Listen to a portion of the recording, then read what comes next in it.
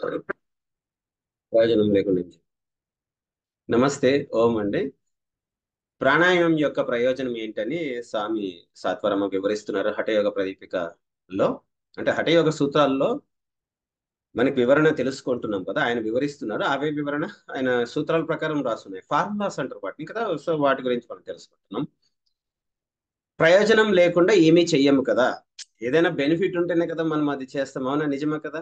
So ఆ భాగంగా మనకు ప్రాణాయామం యొక్క వివరణ చెప్తున్నాను. అంటే ఎందుకు వివరిస్తున్నాడు అంటే దాని ప్రయోజనం ఏంటి, అసలు ఎట్లా చేయాలని. అందులో రెండు సూత్రాలు మనము తెలుసుకుందాం ఇప్పుడు. మనకు ఇందుకు ముందు ఒక వీడియో చేస్తున్నాను ఆల్రెడీ, వివరణ పూర్తిగా ఉంది. ఒక 10 నిమిషాలు ఉంటుంది ఆ వీడియోని. లింక్ ఇప్పుడు ఇస్తాను, దాన్ని డిస్క్రిప్షన్ లో ఉంటుంది, అది చూడండి. చలే వాతే చలం చిత్తం నిశ్చలే నిశ్చలం భవేత్ యోగి స్థాణుత్వమాప్నోతి తతో వాయుం నిరోధయేత్. అంటే వాయువుని నిరోధిస్తే చిత్తం, మైండ్ ని నిరోధించవచ్చు. అంటే మైండ్ ని సులభంగా నిరోధించలేము, అంటే నియంత్రించలేము. ఎందుకంటే అది 5 రకాలుగా ఉంటుంది. కళ్ళు, ముక్కు, చెవులు, ఇవన్నీ జ్ఞానేంద్రియాలు. వీటిని నియంత్రించి ఒకటేసారి ఐదుగురిని కంట్రోల్ చేయడం సులభమా, ఒకరిని కంట్రోల్ చేయడం సులభమా చెప్పండి. సో ఒకరిని కంట్రోల్ చేయడం. ప్రాణం అనేది లోపల మళ్ళీ 5 రకాలుగా, ప్రాణ అపాన సమాన ఉడాన వాన, అట్లా 5 రకాలుగా ఉంటుంది ప్రాణం మళ్ళీ. కానీ బయట ఒకటే కదా, వచ్చి వెళ్ళేది ఒకటే కదా. ఒక వాయువు వెళ్తోంది వస్తుంది, రైట్. ఆ వాయువుని నియంత్రించు, నిరోధించు అంటుంది ఇక్కడ సూత్రం. చలే వాతే చలం చిత్తం. అంటే డిస్టర్బ్ గా వెళ్తున్న వాయువు, డిస్టర్బ్ గా ఉన్న మైండ్ సెట్ ఉంటుంది. వల్ల దేని వల్ల వాయువు వెళ్ళట్లేదు సరిగ్గా, భారంగాను లేదంటే బ్లాక్డ్ గాను డిఫికల్టీ గాను వెళ్తుంటుంది. తద్వారా మన మైండ్ సరిగ్గా పనిచేయదు అంటారు. అంటే మైండ్ సరిగ్గా పనిచేయదంటే we feel difficulty, we can't be stay. అసలు చాలా గందరగోళంగా ఉంటుంది. అందుకే డాక్టర్లను కలుస్తూనే ఉంటాం, సాటిస్ఫాక్షన్ కూడా ఉండదు ఇక్కడ. అదొకటి. చలం చిత్తం అంటే చలే వాతే చలం చిత్తం నిశ్చలే నిశ్చలం భవేత్ యోగి స్థాణు. అంటే యోగి అనేటువంటి వాడు, స్థాణువు అంటే ఈశ్వరుడు. అంటే కదలని చోట, కదలడానికి ఎక్కడా లేదు, ప్లేసే లేదు, జరగడానికి ఎక్కడ ప్లేస్ లేదు, వాడిని స్థాణువు అంటారు. ఈశ్వరునికి అదొక నేమ్. సో యోగి, యోగ సాధకుడు ఆ ఈశ్వరునిలోకి కలవడానికి అవకాశం ఉంది. అందుకే నువ్వు ఫస్ట్ నీ మైండ్ సెట్ ని క్లియర్ చేసుకో, లేదంటే మైండ్ ని కంట్రోల్ చేసుకో అనేది ఇక్కడ ఈ సూత్రం యొక్క ప్రయోజనం మనకి. అంటే ఈ సూత్రంలో ఆయన చెప్తున్నది ఏంటి అంటే చలేవాతే చలం చిత్తం నిశ్చలే నిశ్చలం భవేత్ యోగి స్థాను త్వమాప్నోతి తతో వాయుం నిరోధేత్. అందుకని వాయువు నిరోధించు, ఇది ఒక సూత్రం. దానికి పూర్తి ఏ, మనకి డిస్కషన్ దాంట్లో ఇస్తుంటారు, చూడండి. ముందు ఆల్రెడీ చెప్పినాను, మీరు వెళ్ళి చూడొచ్చు. ఇప్పుడు నెక్స్ట్ ఇంకొక సూత్రం చెప్తున్నాను. ఇదే ప్రయోజనం, అంటే ప్రయోజనం గురించే కదా, ప్రాణాయామం యొక్క ప్రయోజనం గురించే కదా మనం డిస్కస్ చేస్తున్నాము. అదొకటి.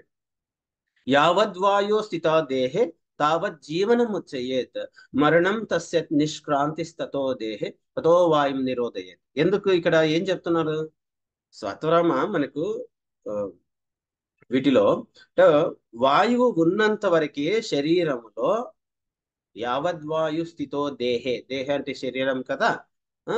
బాడీలో స్థితమై ఉన్న వాయువు, అంటే వాయువు స్థితమై ఉన్నంత వరకే మన జీవితం.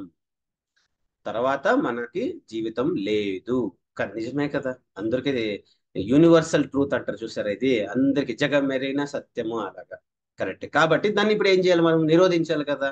ఆ యావద్వాయు స్థితో దేహే తావత్ జీవన ముచ్యయేత్ మరణం తస్యత్ నిష్క్రాంతిస్తతో దేహే తతో వాయుం, తతో వాయుం నిరోధయత్. అందుకనే వాయువు నిరోధించు.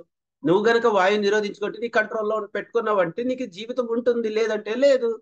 ఇది తెలియక, ఈ రహస్యాలు తెలియక మనము ఓ గోల గోల, బాధలు బాధలు, వ్యాధుల గురించి ఆ చింత ఈ చింత. ఇప్పుడు నాకు ఆ బెంగ లేదు. ఓకే, వీలైనంత త్వరలో ఈ యోగ సూత్రాలని పనిచేయాలి. ఈ శరీరం అఫ్ కోర్స్ దీనికి ఎక్స్పైరీ డేట్ ఉంటుంది. ఈ మనుషుల మధ్యలో ఉన్నామంటే దీనికి ఖర్చులు పెడతాం. మనమేం హిమాలయాల్లో ఉండం కదా.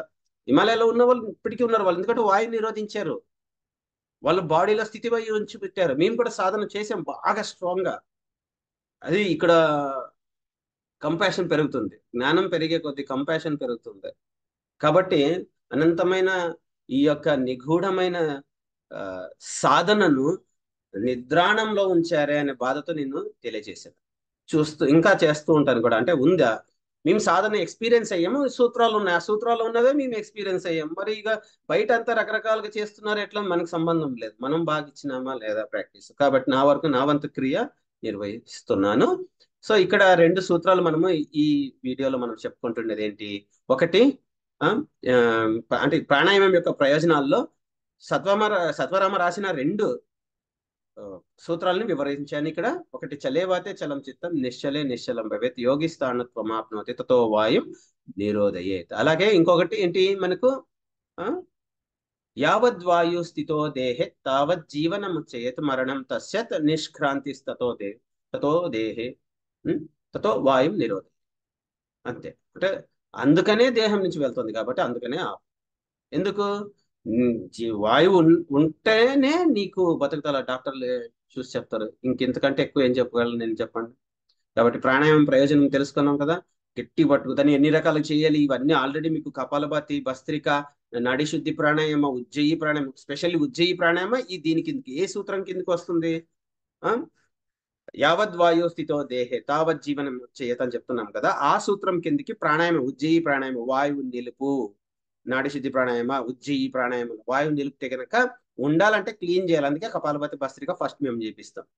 రైట్.